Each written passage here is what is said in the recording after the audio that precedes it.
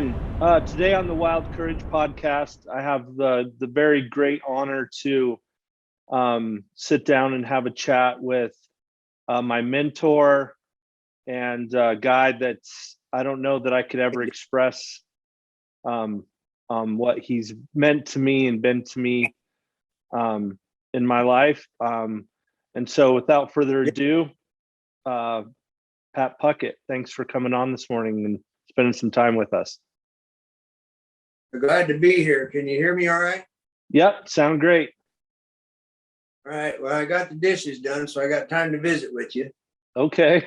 I was born in Salem, Oregon. And about the time I was 5 years old, it dawned on me that all I ever wanted to do was be a cowboy. And in the back of my mind, that's what pretty much took care of my life. And so I'm jumping ahead to 10 years old. I started roping the roping dummy because I was going to be the next world champion calf roper at that time. And I bought Jim Shoulder's books on rodeoing. And the team roping came in. Now, these are all as a teenager and a young kid.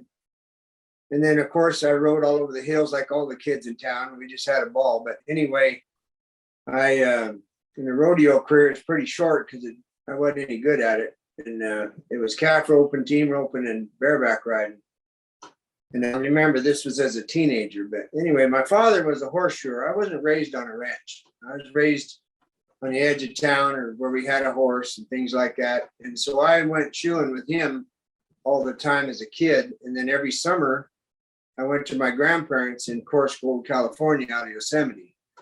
So Coarse Gold and my grandparents were the greatest influence on me, I have to say, in my life. My grandfather taught me how to build fence and do all the things that I knew I needed to make it in this world because I had that vision, you know. So I got my first horse in the 8th grade. I'd had a paper route and I got twice as many customers as I could handle, and it didn't dawn on me about that volume thing. So I'd get up at 3 a.m. I'd make my circle and come back and got my money put together and bought my horse for $140. And I was kind of on my way. And I'd throw my leg over and take off at a dead run and spent that. That's how my expertise was on horses, which was zero, but it doesn't matter. So moving right along, I made it up through the teenage years, and then I signed up for the draft. And before that, at the age 16, I got my first cowboying job. There was a man named Lindsey Wright in Oakhurst, California, that felt sorry for me and knew I loved cowboying, and he was a friend of my aunt's. So I'd stay over there and sleep out on the porch and look at the stars and just thought I'd made it. And my first job was he put me and an old Indian cowboy up in a stock rack truck and took us to the top of a mountain, and we were supposed to come off the mountain and clean the bulls, gather bulls. So I was all excited, you know, and borderline giddy, and we jumped the horses out, and I'm fussing around trying to get my bridle on, and I get my bridle on, and the boss said, just take them to the bottom, cross the river, and bring them to the ranch. And that's all he said, and that's fine because I had it. And I looked around, and the Indian wasn't nowhere to be seen. And now I know that he forgot more than I'll ever know. So he just he was gone. So I said, that's all right, I'll do it. And I started riding back and forth cleaning this mountain. I never saw a bull all day.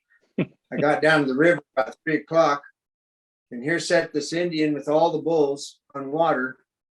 And when he saw me show up, I guess he did it because the boss would have killed him if I hadn't showed up alive. I don't know. Anyway, he just turned his horse and took the lead, and I brought the bulls. That was my first day. And I thought, you know what? You're an absolute failure. Forget it.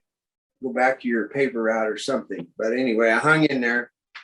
And that was when you were 16? That's when I was 16.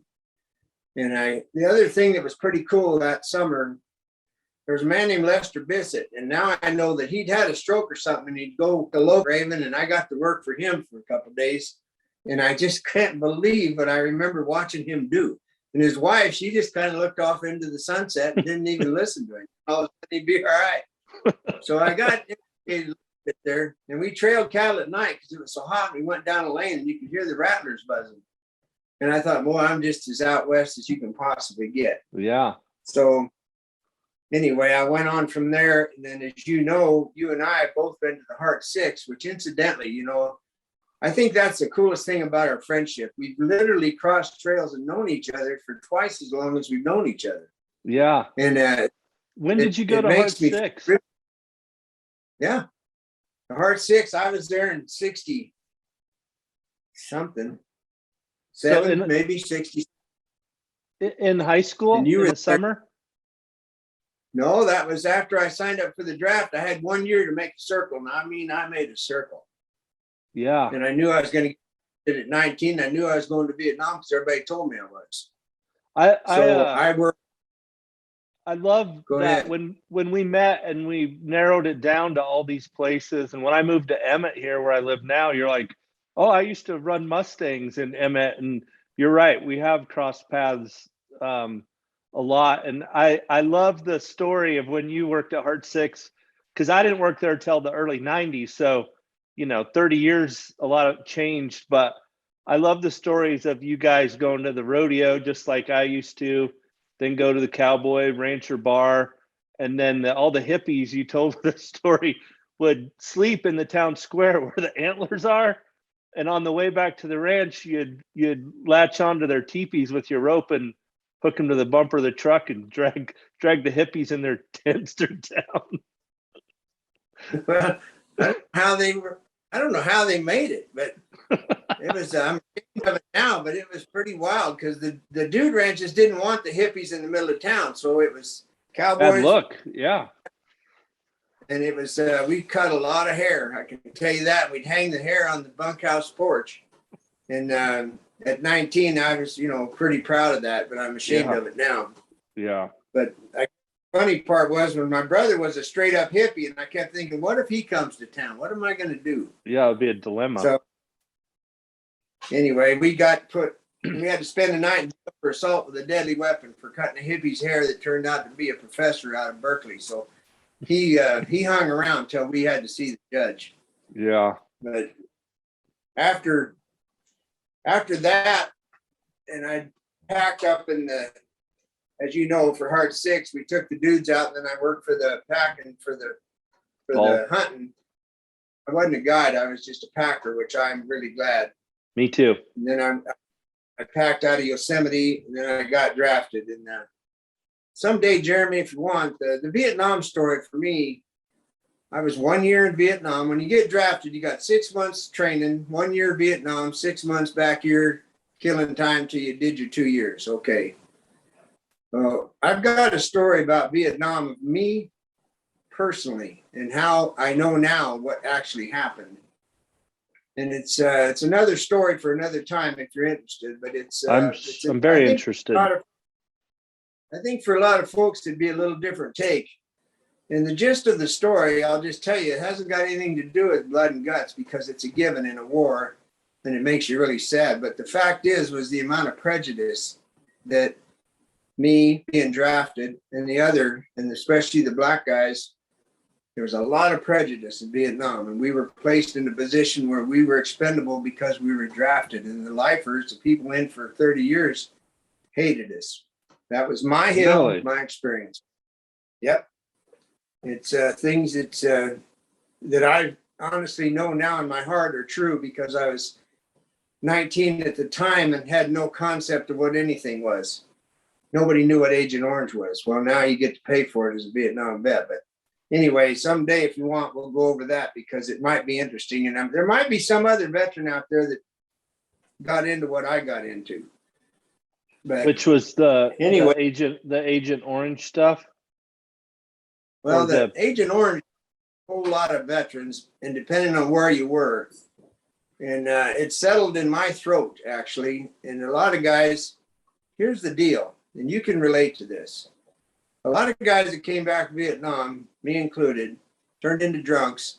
And all we wanted to do is get people leave us alone, and we would fight, and we would drink. Okay, so that's over. I heard on the radio one day going down the road, and this guy said, you know, if you'll ask God for anything, he'll give it to you. And I was raised in Catholic school, so all I got to cauliflower ear out of the deal. I didn't pay any attention to anything else. But I prayed to him because I never talked to God unless I'm in a jackpot. But I prayed to him that night. The next morning, I could not smell and or taste alcohol for the rest of my life. So I'm really, really. That's incredible. I remember when we first met, you told me that God took alcohol from you and you quit smoking on your own. And you never really told me the story. And of course, I was on the run at the time when you told me that story. So I didn't really want to hear too much about it. But thank you for sharing that with me all these years later. Now it means a lot more to me, obviously, because I had a very similar experience with alcohol and God, and it being waking up one day and it being completely gone from my life forever. I've never had a drink it's been 11 years. And this last month was 11 years. And I never found myself sitting outside the liquor store thinking about it. So anyway, yeah, right. I just really relate to that story and appreciate it all these years, even that much more. So that's pretty cool. That's something that God took from you in the midst of you realizing that I see where this path's headed if I stay on it, right? And especially for what you've been through in Vietnam and that heartache and the trauma of that, like that's a pretty good self-justification, right? Because to stay in that lane of drinking and it's really just trying to anesthetize pain of some sort, right? But to come out of that and realize like I could justify this for the rest of my life. Look what I've been through, right? But to want a different path, to see the road that you're on and kind of have the foresight to realize that I'm not going to be able to achieve any of the dreams that I have in my heart if I stay on it. And it's really a blessing to have that recognition of that, because how many guys do we know that don't? They never get to that point of realizing like my dreams are never going to happen if I stay on this path. So I'm constantly in gratitude for that recognition of like, my life's not going to go the way I hope if I stay on this path. So we're both very blessed in that regard, wouldn't you say? I would say we are. And that's another one of our parallels. That's what's interesting. And on top of that, you're right by Horseshoe Bend. And Pat Sweeney's sister lives up there. Pat Sweeney was one of my heroes, a straight up Mustanger before the public got involved. And he used to tell me when we'd spill them horses, he'd say, you're a lot smarter at the end of the day. Well, that, my friend, has been one of the greatest sentences that I ever learned from a cowboy named Pat Sweeney. The other one was a sheep herder that told me, all you got to do is be good at being simple. And it's like, okay, so there you go. That takes a whole lot of stress off having to use what little brain you got. So that's been two of the quotes that have really stuck with me over the years. When you got back from Vietnam, did you do the 2 years? Yeah, I did. I completed the 2 years. The last 6 months, I just kind of walked around in a daze because they don't know what to do with you when you're a Vietnam veteran and you come back to a base full of a bunch of little kids that just got drafted. So they just kind of put you on KP and it's just pretty degrading. So that didn't help, but I'm not whining about it. I'm just saying that's what I did. Because since you asked, in Vietnam, a lot of guys did their 1 year, and before the 1 year was up, they had the option of extending for X amount of days, some of them 84. And if they extended, then they didn't have to do the 6 months in the US.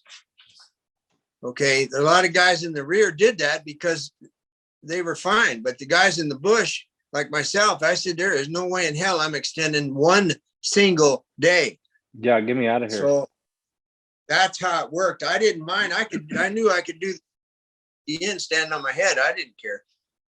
So that's the big picture. And one little side note is that they give you R&R when you're in Vietnam for like 10 days or 14 or something. I'm not sure. Well, I was going to go to Australia. And when I got close, I knew in my mind that if I went to Australia, there was no way I was going to come back to Vietnam, period, end of story. So I told myself when I got to the rear, they took me back in the chopper for R&R, and I got to the rear, and I just sat in a Quonset hut for the whole R&R time and never went to Australia, because I knew in my heart, if I ever got out there and got in the open country, nobody trying to kill me, I'd not come back. So as life turns out, I've got to go back 3 times. So, and I love Australia. So it all came full circle. So when you were in your R&R days, at that time, were you still dreaming about when you get out of this situation and get back home? Were you still thinking about horses and the big out there and being a cowboy? Is that what you dreamed about? When you're in Vietnam, it's called the world. The world is the United States. And you say, when I get back to the world. So that's kind of what was incentive. And I was, they sent me to the rear they called it my nerves one time, because I kind of lost it. And thinking of riding, and somebody actually paying me to sit on a horse is what I thought about. And that's what got me through it. So when you finally did get out and got back to the world, for the first time after being over there, where did you go? Did you go home to be with your mom and dad, or what did you go to? Well, when I literally got home off the plane, we came into Fort Lewis, Washington.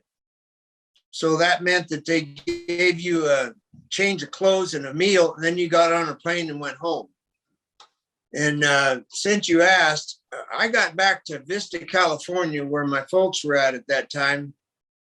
And I walked in the door, and my mother, who I loved, the first thing she asked me, she said, "Did you see a bunch of your buddies killed?" And I got to tell you, that knocked me flat. That was the last thing in the world that I wanted to hear. And her brother was shot in Iwo Jima in World War II. And I got a feeling that's why she asked me. Sure. But at that time, not a good thing for me to hear. I'd been sending money home to my sister. She bought me a 55 Chevy pickup with a 4-speed, and it was in the yard. I turned around, I got in that pickup, and I left. And I didn't talk to my mother for 2 years. And I hate to tell you all this stuff, but you asked, so I'm just telling you the reality of how my life went. I appreciate it. And it's just what happened, So I met a woman when I was doing my 6 months. I've been married 3 times. In my last 6 months in Fort Lewis, I met a woman. First woman I met to actually go out with, I married her because I wanted to do something right. In my heart, I had to do something right to make up for everything that had gone wrong. She had a little girl crawling on the floor on newspaper, and I said, "You know what? This is something I can do good," because we were considered bad people back. Yeah. So I married her in 6 years, and then I twisted off, and we split up and all that. And the little girl that was on the newspaper, her and I are very close now. Oh, really? And I had a son with, very close. And a part of it was, as you know, a year ago, my son committed suicide, who I had with my first wife. So sorry. So that automatically stepdaughter together, and he was on drugs and alcohol and blew his head off. So life just goes, that was the first marriage. So now I pulled out and I went down south back to the San Diego country. Are you out of the military at this point? Oh yeah, hell yeah. Yeah. Because you were married, you were with her for 6 years, right? Yeah, after Vietnam. Yeah. Okay. So you'd been out for a long time, and you guys were living in California. No. I need to clear that up. I married her right after I got back from Vietnam, and then when I got out of the Army, the day I got out, we got married, and then we were married for 6 years and traveled around. I went to work for the racetrack, hauling. Well, I went in there to muck stalls, and one day later, I was hauling horses all over the country, because back then the attorneys were writing them off. So I sat in a pickup and hauled horses. So that 6 years later, that marriage was over, is what I'm trying to say. Now, I'd done a different job and I worked for a rodeo contractor in Washington State, Gary Herb, on the weekends, because we moved back and forth. You know how you do. And 6 years later, I twisted off and went to California and started over. And a year later, I met my second wife. We got married. And then in 1980, I went full-time cowboying with a check from the ranch every month. And that's what it's been to now. I'm day working now, but you know, there's 3 ways to get a ranch: the altar, the womb, and the tomb. Well, I married money. And at the time when I married it, I still worked hard every single day because I was such a hick. I didn't get it that I was a millionaire, and it didn't matter.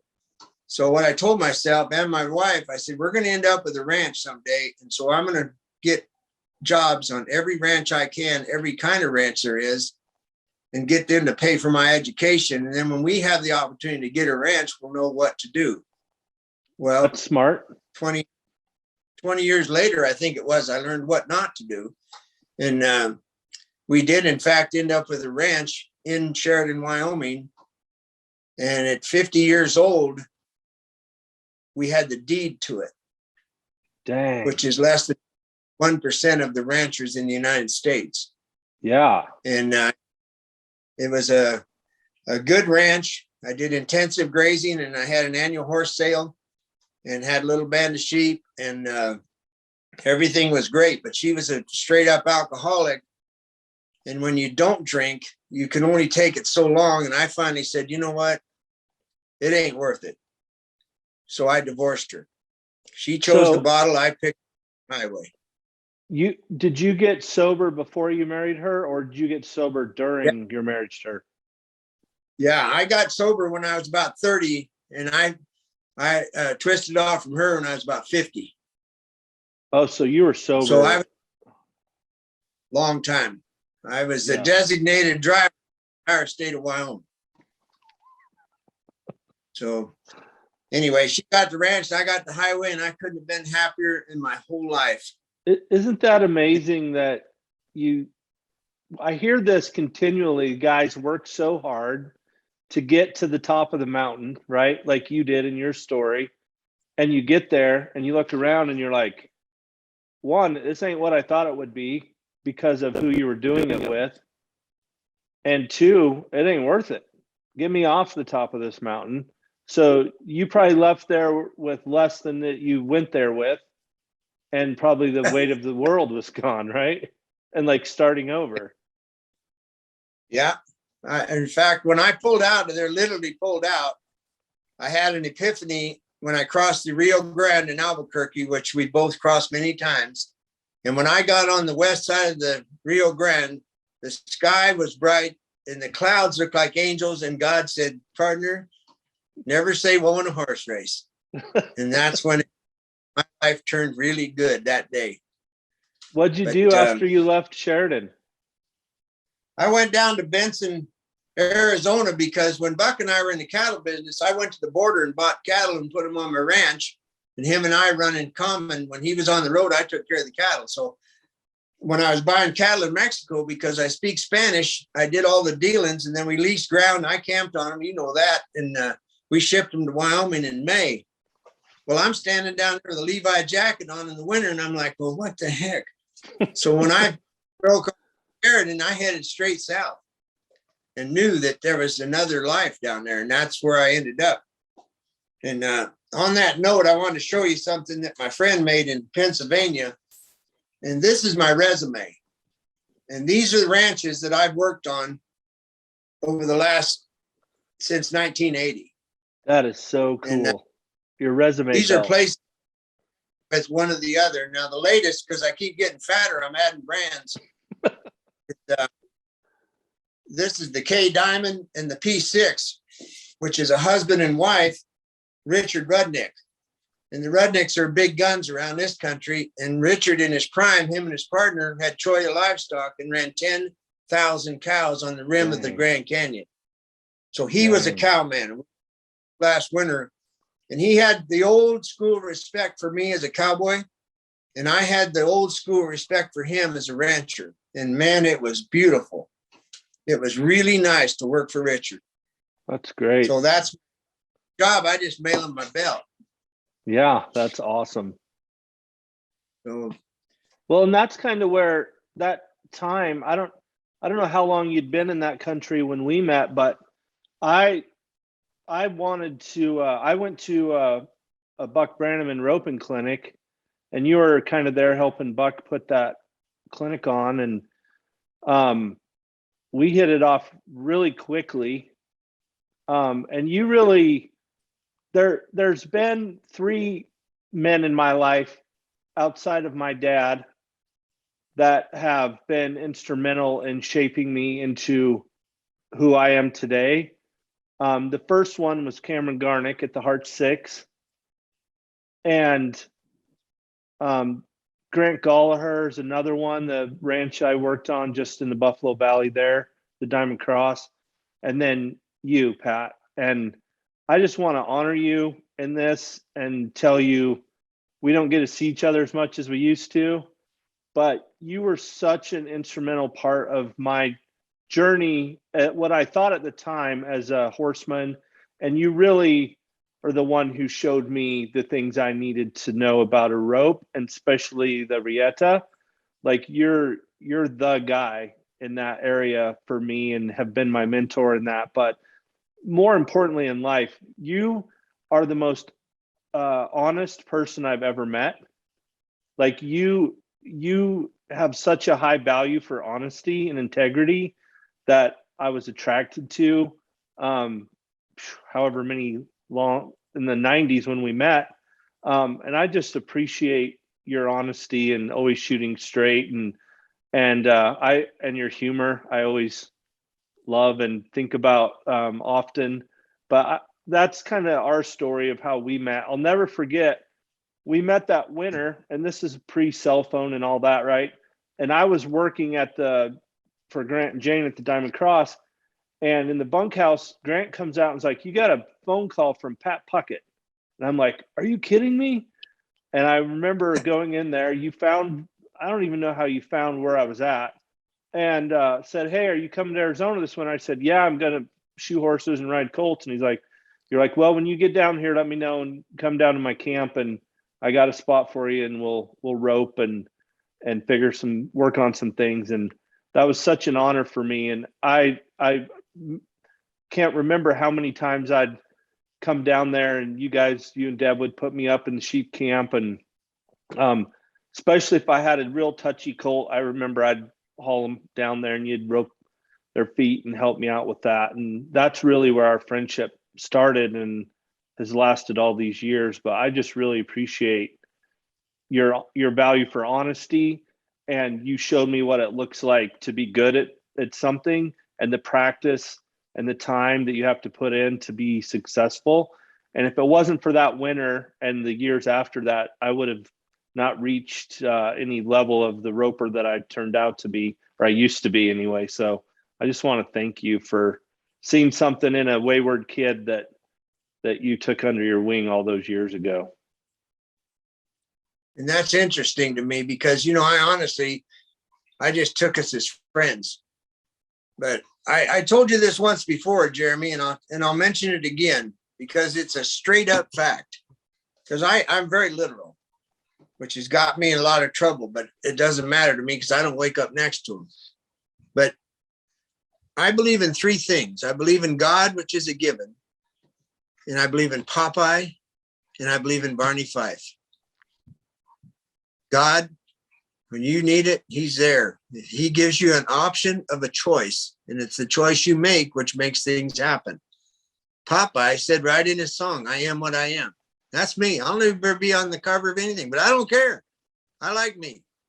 Third one is Barney Fife. He always told Andy Griffith, "Andy, you got to nip it in the bud." I'm done talking. That's it. That's great advice. Pretty simple. I have so many questions. I hope. Are you good? Do we have a little bit more time, or do you need to get going? No, hell no. We're doing inside today. Okay. I want activities. I want to jump back to, where did you learn Spanish? The most I learned was in Yosemite. We lived in wall tents up there. And the kid that was with me was on a student program from Mexico City. And he couldn't say horse in English when he came there.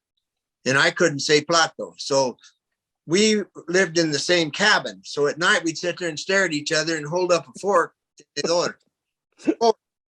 And this went on all summer, and we were really friends. Now he learned to speak it way better than I did English, but every ranch I've ever been on, there is always, doesn't no matter where I go, there's always going to be some Mexican and/or vaquero, or is the nephew of a vaquero. Everywhere I've ever been. Yeah. Montana, Wyoming, doesn't matter. So I go find them, I seek them out, and I speak to them, which is respect. And like when I did clinics and I met the guys in the barn that were from Mexico and I went out and introduced myself, I did not have to worry about my horses from that moment forward because of showing them respect. That's the old code of the way. You know how it goes. So that's how I learned, was by working with them and being around them. My partner in Mexico, him and I have been selling horses and gear for 15 years. You know Enrique. Love Enrique. Well, good dude. He's my partner. Yep. Yeah. A good man. And I wanted to remind you of something, Jeremy. We were in a roping one time, and I remember I said, "What do you want to do?" He says, let's just do what we do. Meaning, we've been doing this all our lives. Don't worry about it. And that really took all the pressure off. And I'm like, you know what? That's right. Yeah, we're good at this. We're cowboys. We weren't there for the cocktail party. We were there to rope. And I just thought, well, hell, just rope like. That's how it worked out to be in our favor. That's, I think, why we had so much fun, because we didn't care. You know what I mean? Yeah, I remember that day. Yeah, isn't that cool? That's the kind of stuff that's important. Yeah, we got to spend time together in Arizona. Then we went to Montana together one summer, and you guys, you and Deb literally kept me alive with food. I remember going to town one day and I got 3 flat tires, 1 on my truck and 2 on my trailer, and I didn't have $7. Yeah. Every time I go through Gila Bend, I think about you with bald tires. Oh man. Story of my life. Now it's like, my tires even get a little bit worn down, and I'm like, my wife's like, why? We just got tires. I'm like, you don't understand. I have a thing about tires now. Like, I know I've made it when I don't get flat tires every other day. That's right. That's exactly right. And my wife, who had lived up on the reservation during the summers, she'll run them till you can see the air on them, and she never puts fuel in it. That's a reservation. And I always makes me keep it full of gas, and I watch the tires just like you. Isn't that funny? What's real? Living what we've learned. So when you were working on all these ranches, like, you really were drawn to the old vaquero ways. You obviously had to be around some guys to teach you all the things that you've learned early on, not to diminish how hard you've worked. And I mean, you've wrote books, you've got all these amazing videos out. You've got so much knowledge that really, I think, Pat, you're just a really great teacher. You do simplify things for guys like me and make things real black and white. And when it comes to your horsemanship style and roping, which is what I was so drawn to you about. But you picked all that stuff up. Did you just get it from all sorts of different places and kind of put your own program together, if you will? Well, okay. When I was a kid, when I had my first horse, 8th grade, there was a man named Tom Ramos in Vista, California. He was a straight up pure D vaquero, made spade bit horses. I had no idea what spade bit horses were, but he was in front of me in our little group of kids. He would help judge, and he was a real quiet, straight up vaquero. So I saw this and I used to think, well, that's pretty neat. He's got a nice horse. Never dawned on me that he, in fact, made that horse. But that stuck in the back of my mind because I was running with my choke out and bent over. You know, I didn't pay any attention to anything. So 30 years later, I'm thinking, you know, Tom had really nice horses. Okay. But the way I learned what I know in my heart, what I believe is Buck Brenneman taught me how to start a colt. He used to do 5-day colt starting clinics, and I went to 15 of them because after the first hour of the first clinic, when people talked me into going, I thought a clinic's where you got free penicillin. So I went and watched Buck, and I said, you do not have a clue what you're doing. So you got to know that part. So then I start paying attention. I learned how to start a colt correctly. Then it opened up a whole new world for me. And then you only get to go so far in clinics because whatever reason, I ain't going to go there. But I'm telling you, from that point on, the seed was planted and I started reading. And all the cowboying I did on all the ranches, I learned what not to do. You said that earlier. Now it makes sense. Yeah. That's what I learned what not to do. So I thought, okay, Smarty, then what are you going to do? So now you're making these big circles like the Little Horn riding thoroughbred horses in Montana, and you've got hours because you don't want to go home. And you're making these big circles and you start thinking and you quit whining about your home life or whatever. And you start thinking about the thing that's underneath you. Then you start paying attention.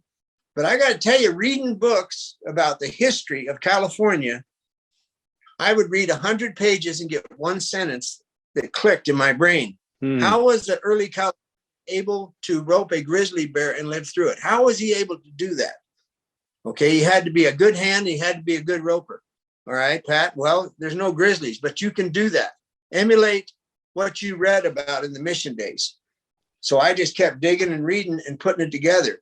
And Arnold Rojas, who's one of my heroes, he writes in his books. I'm not going to tell you how to train a horse, but what he did was write 150 stories in a book. And if you read them all, every once in a while, you'd get one little jewel out of there that made sense. So after learned how to start colts and get it right, and I started working with the public. And the reality of working with the public is that you get to get on a lot of horses, because when I do a clinic, I ride every horse in the clinic. And now I'm down to only 5 people, but I get to ride all 5. So now the student, which would be me, gets to get on all these horses. Get it? Yep. I've been on a lot of horses. So it finally dawned on me to pay attention what you just threw your leg over, and you'll figure things out. And that's how I learned it, through the horse. I had some mentors, but it was the horse and the big circles that made it for me. And cowboying by myself. Yeah, you got to get a lot done. I've been a cow boss, as you know, a ranch owner, director of the crew, but I never really liked it. That's part of the veteran deal, but I like being by myself. And when you're by yourself, if you don't do it right, you are in ICU. Period. Yep. Those fractures, you start to learn things. And that's how I learned, I think. Is that why do you think you're drawn to the Southwest too? As more of that culture? Yes, because of the Spanish, more Mexican influence. And, oh yeah, by the way, the Californios had nothing, their discipline of riding had nothing to do with the Moors, the Spain, or Mexico. So that really rung a bell with me. And that's what makes me such an interesting student, because I love it. Yeah. And I can, I have the weather. Yeah. And also siestas. That's right. It's very important every day.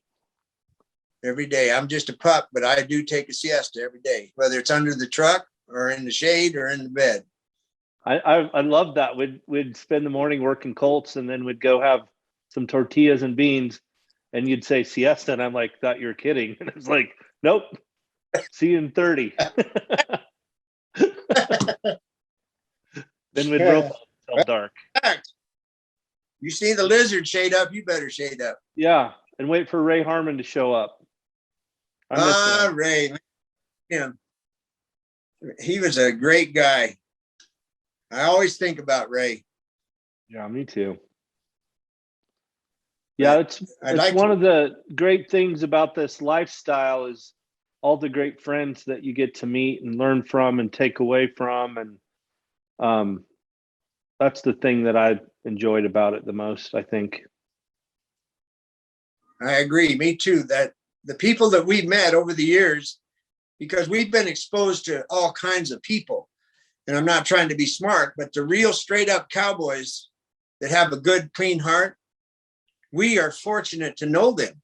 And I always tell people at clinics, there's a whole lot of guys in the brush that are 10 times more hand than I am, but they don't want to come to town. Yeah. And I commend them. So you and I have got to meet those guys that are quality, like Pat Sweeney, Bob Snyder, people like that they'd seen it all. And they had no ego, no agenda, just like you're doing this on. So we got to be around cool people. Of course, we don't know because we didn't do other things, but I'm guessing other jobs do the same way. I don't know. Yeah, I don't. I know there's good people out there in every area of life, but I think there's something about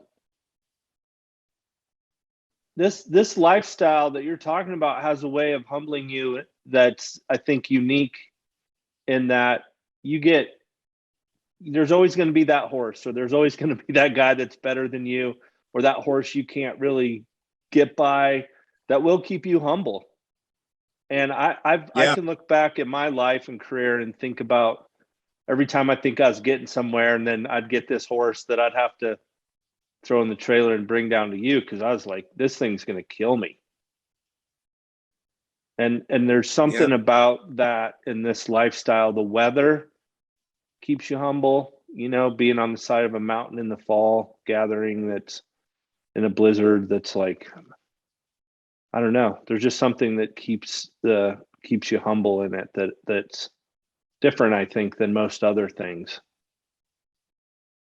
I agree. I was thinking of that yesterday because I told you we had that bum calf and we had to find the mother. And the next morning, the mother had picked it up. Okay, so that's that reminder. When you put a fence around an animal, whether it's a guinea pig or a cow, you are responsible. So cowboys get handed this multi-million-dollar inventory and say, oh, by the way, you got 30,000 acres to get around. Okay. Well, we figure it out. And I'm sure it happened to you, like all cowboys, when you first get on an outfit, you think there is no way I can get around all this country. 2 months later, you're like, where I want to go today. It gets real small. Yeah. Yeah, it gets small. I mean, they hand you 1,500 yearlings and 30,000 acres. And after a couple months, you're like, well, what do you want? What else you want to do? Yeah. That's what just ticked out this job. And we're dealing with animals that have a heart and they are alive. We're not dealing with selling cars. So we are responsible in a big way. And when it works, we're real proud. And when it doesn't work, we're very, very humble because we've been working for a mother nature our entire career. What's your favorite our whole career? What's your favorite outfit you've ever worked on? And I would separate it by north and south, because as we both know, that country's so different. It's apples and oranges. But what's your favorite place up north you worked at, as far as country wise? Well, the favorite place up north was the Little Horn, which was on the Crow Reservation. Okay, that was big, giant outfit, big, giant circles. I had 12 horses in my string, the most I ever had. The best job I ever had in my career was Garner Valley, California, on top of the mountain above Palm Springs. You wouldn't believe it. I worked there. I walked out. I never, ever hooked onto a trailer for 2 years. Wow. I got on a horse and morning, and I had no other cowboys to deal with. It was Pat. And I intensive grazed 700 steers with no fences, which means you better catch them in bed. And I had an absolute ball there because of the weather and the opportunity I had to work by myself, and the owners wouldn't know a cow if it ran over them. So they left me alone. That was my best job in my whole career. Why do you think you were drawn so much to the isolation? Because I'm guessing, I think the number one reason that I didn't know as a child was that as a child, I never liked group stuff. I never played any sports. I was by myself was when I was the happiest, because I would talk to myself because I'm Irish, and there's two of you, but you don't realize it. And then going to Vietnam, you ask any veteran, he'll tell you something. They're always yelling at you. One round to get you all. In other words, don't stand in a group. And after a while, I guess that wears on you. But I don't like kicking dirt and whining about the weather with a group of people. If you're going to tell me something intelligent, cool, I want to listen to you. But I don't want to hear the standard, no rain, mark us down, wham, wham. And if I'm by myself, I don't ever hear that. And that's one reason I was with the horse. You know what I mean? Yeah. I like cowboying. Did you not have it? Did you have brothers and sisters? Oh, you had a sister, I know for sure. Yeah, I had an older brother, and my father was 17 when he married my mother. He went to World War II. She had their first son, which was my older brother, without him around for a lot of years. And my brother was an outlaw straight up from the time he was old enough to get in trouble. He did. And as we speak, he's a drunk in Central America. And he told me if he ain't on the bar stool at 11, it's a bad day. All right.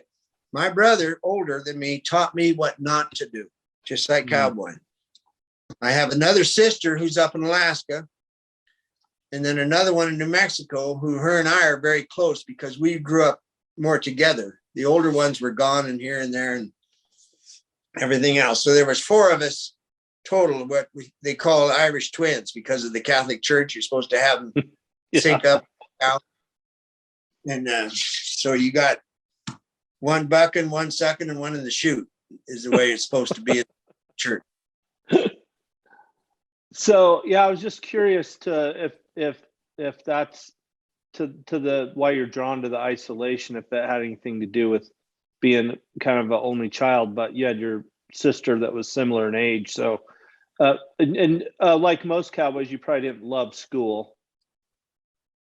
Well, that's another good story, because I hated school and I didn't need it at the time in my brain because I was going to be a cowboy. Why would I?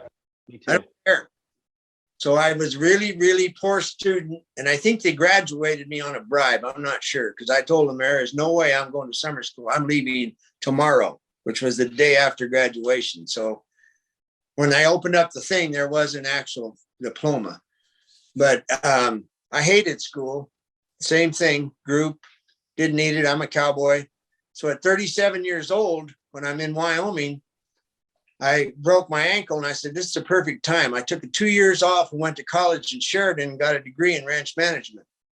And of course, I cowboyed on the weekends because you know how me, millionaire, I had to make a living. So we moved to town, went to college, and then I went straight to the center of the college where they take people and see how smart you are. And the lady that took me that day is I forget what you call them, tutors or something. Anyway, she said I was about an 8th grade level in math, which is true. And I went to college to learn math because I didn't know it. And I faked my way through my entire life. And I learned that most thing you need to know as a cowboy is math. You can rope anytime.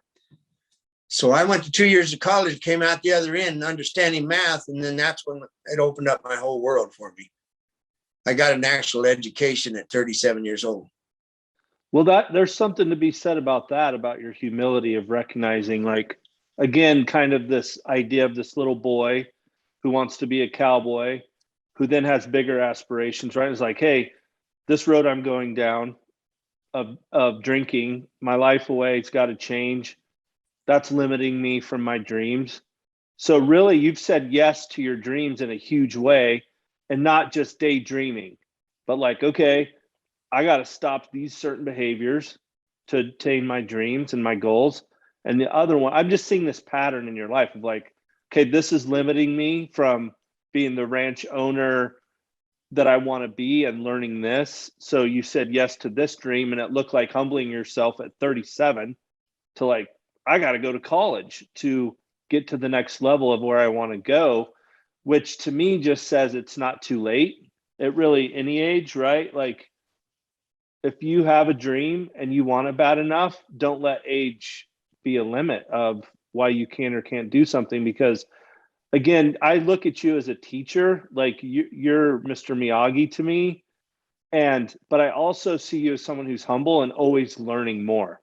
Like you never stop learning, you never arrive. And I admire that about you. You're always, every time we do get to catch up or spend time together, I'm always amazed at like how much you've learned and how much you're like, oh, now I'm doing this and learning this, and I thought this and now it's this. And so that's pretty admirable too.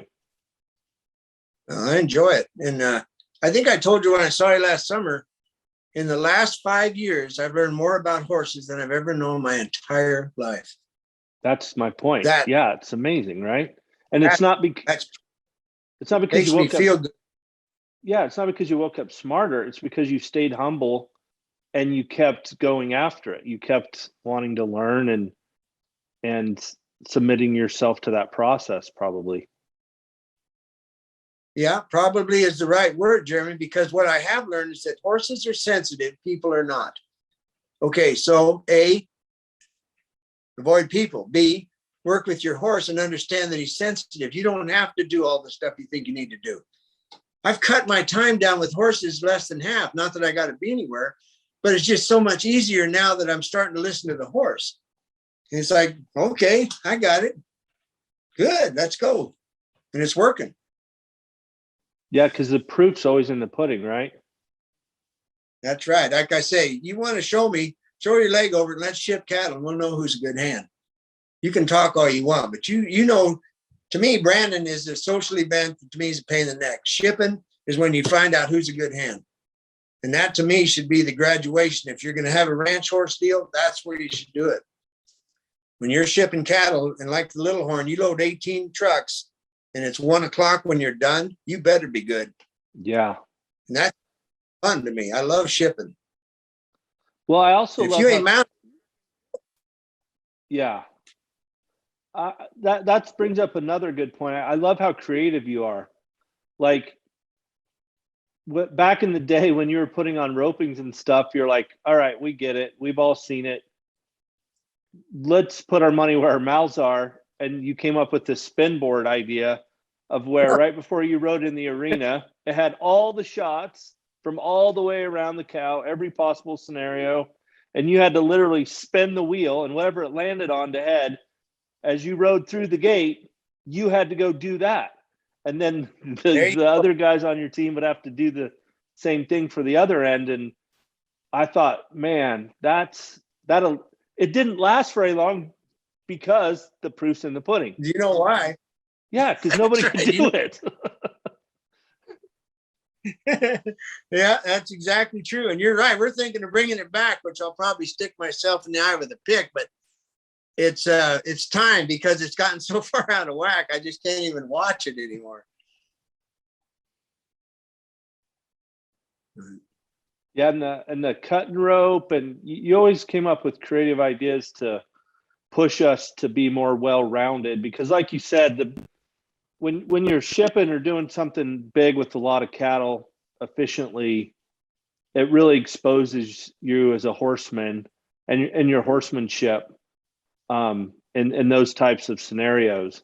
And you would always creatively find ways in a controlled environment for us to put ourselves in those scenarios so that when it mattered, right, we had the reps in to make it go, which was always fun.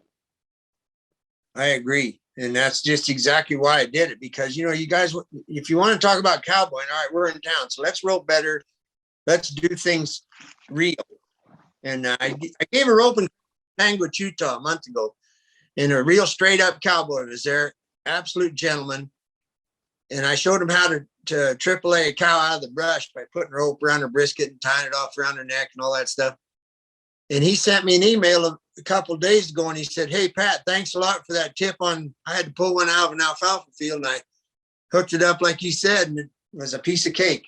Because that's all stuff I've done by myself. And there's that by myself thing again. You better be thinking that you're going to die. Yeah. Because I've done the dumb thing of like, I got to get this bull from here to there and by myself. And then there goes a $60 rope. Is the end of the story, because it's like, Exactly. you know, if you don't know what you don't know. But so you've got all these videos that are really informative, and I find you hilarious in how you present things and in a common sense way. And you got these couple of books that you've wrote that are really great and informative. You do some limited clinics.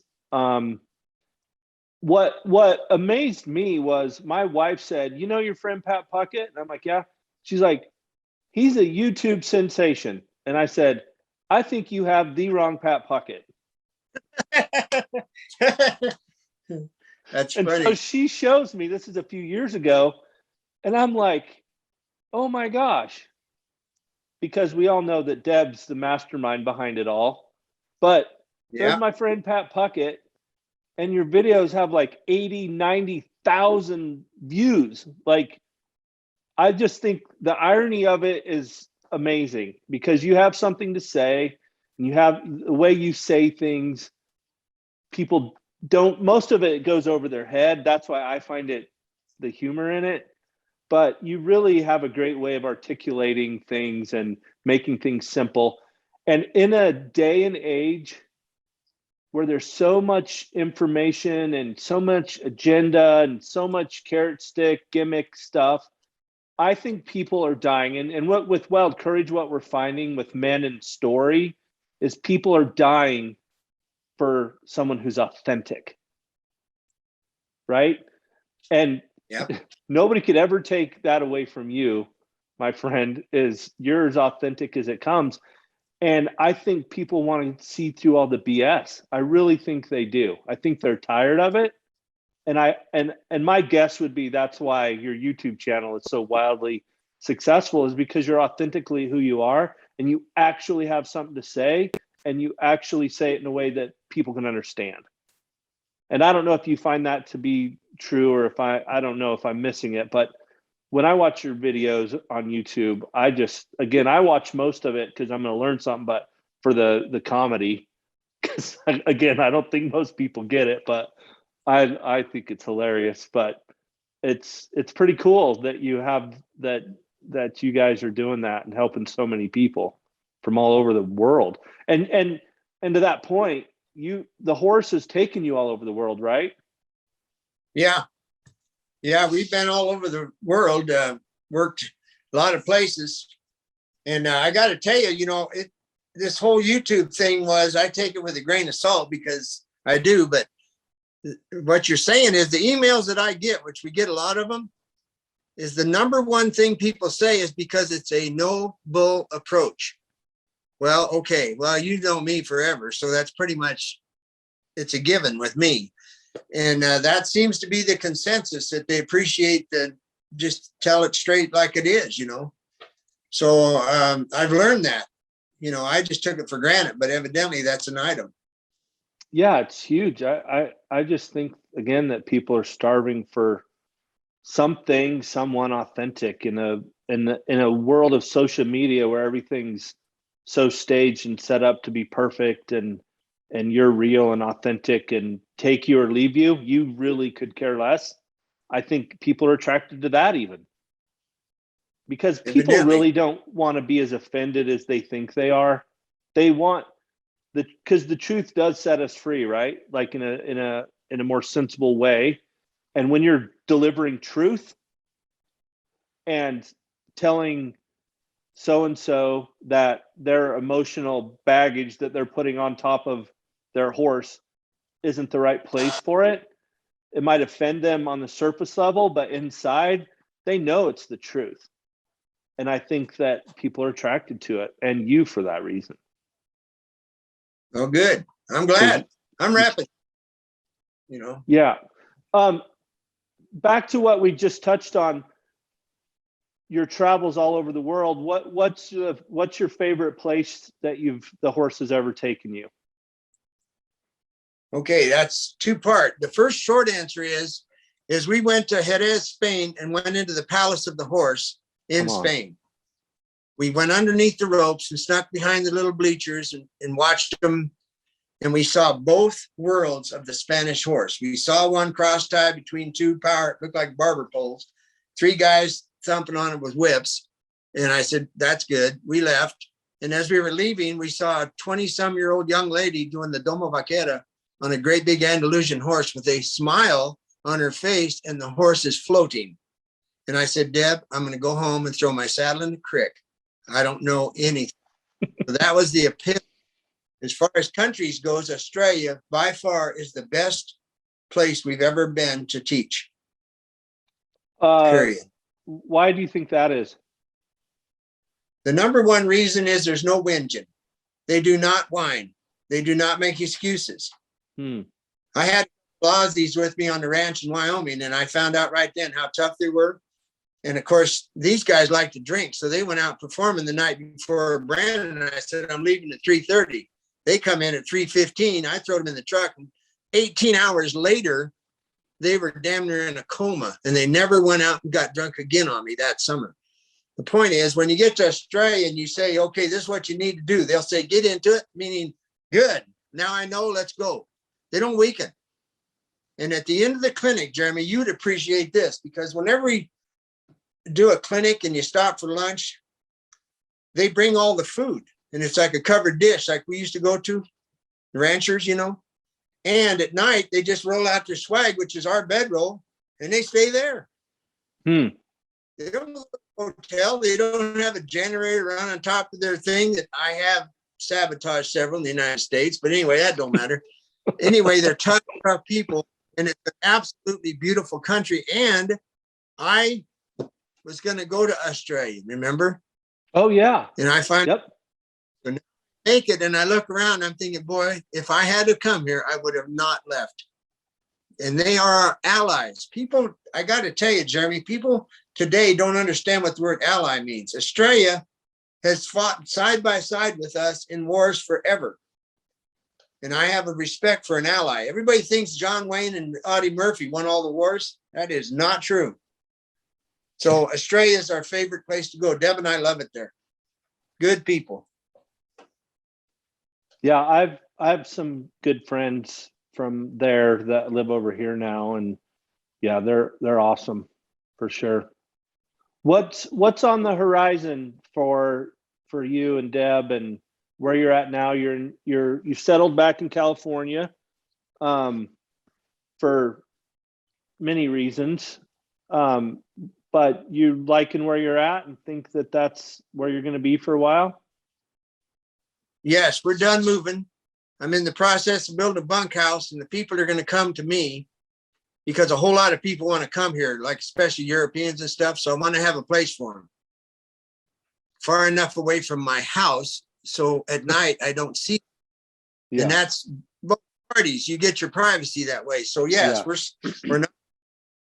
This is it. I travel when I deliver horses that we sell out of Mexico. But we're staying here, and what's in the horizon for me personally, maybe I'll know next year, because I'm making a spade bit of a Siberian colt. I may teach the hackamore, because to me it's an art form, and it's one of the most misused, misunderstood particles of the entire equine deal. And I'm not trying to be cocky, but I feel comfortable that my colt's 3.5, and by next year, I think I would like to take him with me and teach the hackamore, if somebody cares. Well, I think a lot of people care for the wrong reasons, and they need someone like you to show them, because I don't care what roping or branding I go to, I see a hackamore, and most of them aren't even on their horse's face right. So there's some low-hanging fruit there, but I think there is interest. I think people are attracted to the knowledge of it, and maybe for the wrong reasons initially, but that's all right as long as they get on the right path, right? So I think you're onto something. Well, I agree, and I want to, and you know, I don't kid myself. Less than 1% of the humans in the world that own horses have the slightest inclining and care about what I do. You know that, the true facts. Because I don't have anything to do with the performance world. Nothing. Zero. Nada. My clientele are people that trail ride and cowboys that need to tie down cattle by themselves. That's the number two, you know, the two people that I cater to. So if I go down the road and 3 people come, that's perfect. That's perfect. Those 3 people, I always tell them when I have a little clinic, because I only do 5 people, the right people always show up. Yeah. I'm not trying to, all I want is the people that care about it. And it's a very small percentage, but those little group, whether it's North Carolina or Montana, let's have some fun. Well, it's cool because you get to interact with both. You get to go to Utah and show the actual working cowboys a good hand, a few things that's going to help him in his craft of being a hand and for the ranch he's working on. And then you get to help the lady down the road that just wants a safe horse that she can go enjoy and have a smile on her face and safely ride down the trail on. And Yeah. you know, it's important in life to find your niche, right? In business, I've found this little niche and I've tried to do other things. And it's like, I want to come back to my little lane, because it's a game of percentages, right? And it's okay to know what you're good at and stick with it and be the best at it. And that's why I think you're so successful, is you know who you are, right? Because you listen to what Popeye had to say. There you go. It's that simple, man. I'm telling you. And a guy told me a couple of years ago, Jeremy, he said, if God gives you a talent, you really better share it. So it dawned on me that I've got a talent, humor, Yeah. and a couple other. So I share it. Yeah, as you should. Well, Pat, Yeah, I'm I glad. can't tell you how much I appreciate you, again, for the things I already said, just you being such a influence in my life, and more than just with the rope and the horse and the rieta, and showing me all the things that you've showed me that I've learned. And I've, you know how it goes, you show other people, but more importantly, for always having my back and always being there for me. You and Deb have always been championing me well, and been there to encourage me and seen me go through a lot of hard times, and we're always there for me. And I just really appreciate you and Deb both. And I love you guys. And thank you so much for jumping on here this morning. And I would like to, at another time, go back and dive into your Vietnam story more when you want. And I think there's a lot of help that you could help people, guys that have been through the similar thing, to use your voice and your platform to share hope for those guys as well. Because I know you've overcome a lot emotionally and physically, that at the end of the day, it's what it's about, right? You get something, to give it away is what we're finding is important. So thank you, man. Appreciate you, and I love you. Well, Deb and I love you. You know that. We're family for life. Yep. That's for what's life. having. Thank you very much for letting me babble. Appreciate you. We'll talk again soon. Okay, adios. Adios.